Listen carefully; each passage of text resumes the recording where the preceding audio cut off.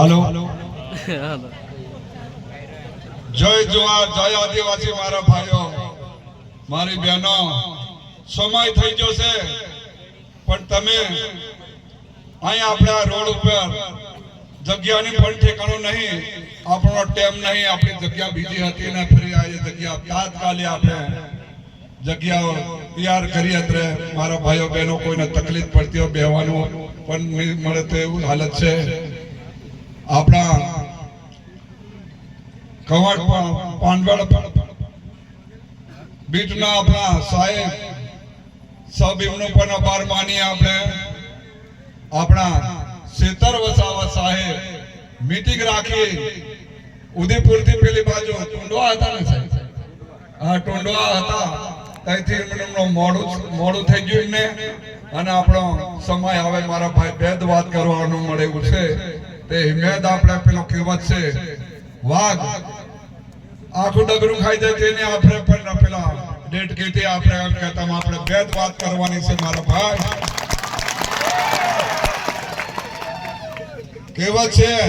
હાથી માતા હાથી તારા હોપડ જેવા કાન તારે આપણને ભેદ વાત કરે તેના હોપડ જેવા કાનો તે આપણા પ્રજા અને આપણા સેતર વસાવા સાહેબને મેં એવું કહું તમને મારા પાછું કે આજ લગી મેં આજે મુલાકાત થી મેં ફોટા में જોઈએ એમનું સત્સંગ જોઈએ એમની વાતો જોઈએ સાંભળીએ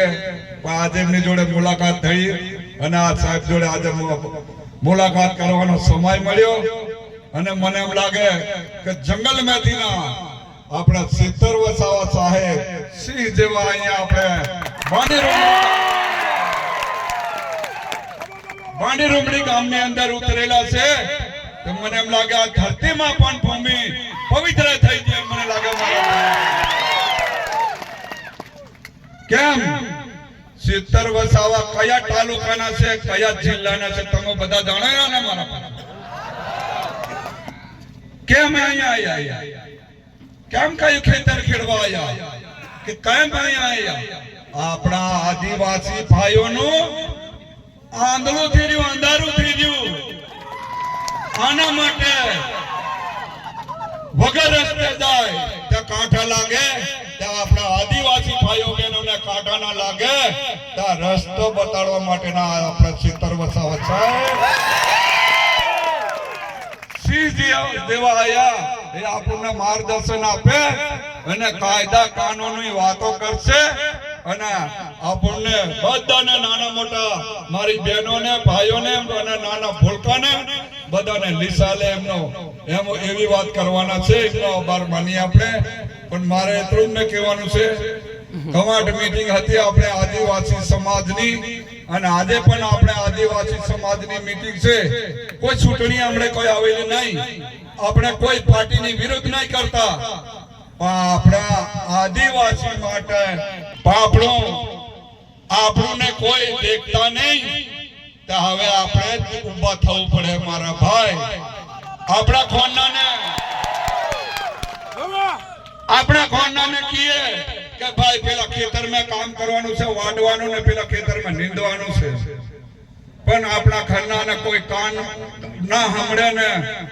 ની કામ કરે તો છેલ્લે આપણે પોતે જવું પડે એવી રીતે આપણે હવે જાગૃતિ ને જાગતા ને એકતા બનવું પડે મારા ભાઈઓ હમુતે હવે 50 થી 60 વર્ષની ઉંમર મારી દીજી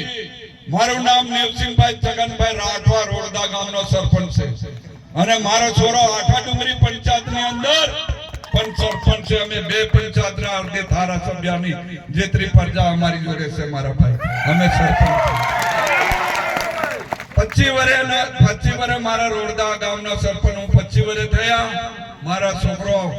આઠા ડુંગરી ગામ પંચાયતની અંદર હમણાં 2 વખત ચૂંટાયા 2400 મત લીડથી જીત્યા બાકી બીજા ગામમાં જે ચૂંટણી જીતવા લોખંડના ચણા ખાવાના સમય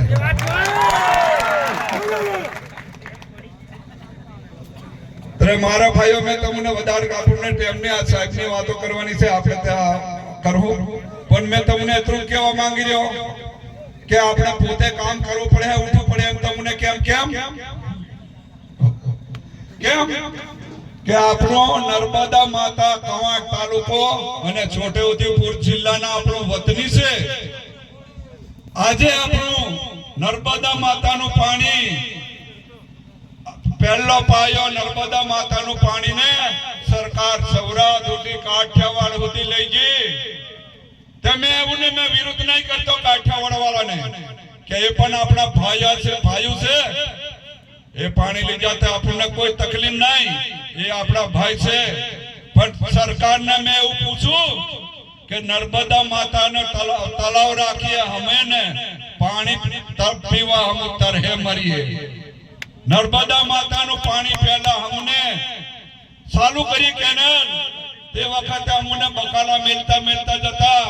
એમ સખતળા બોર્ડર ને એમપી ના બોર્ડર ઉપર ઉધી બાબા એમપી સાહેબ પેલો બાબા ઉળકનો કેવલા બાબા એમપી ના થાય સુધી વિસ્તાર આપણો આદિવાસી જેતરા છે એને પાણી મળવું જોઈએ. અને ના મળે ત્યાં મને તમને એવું લાગે અમે ત્યાં હવે 50 વર્ષની ઉંમર થઈ ગઈ તે વખતે અમારે સમય વખતે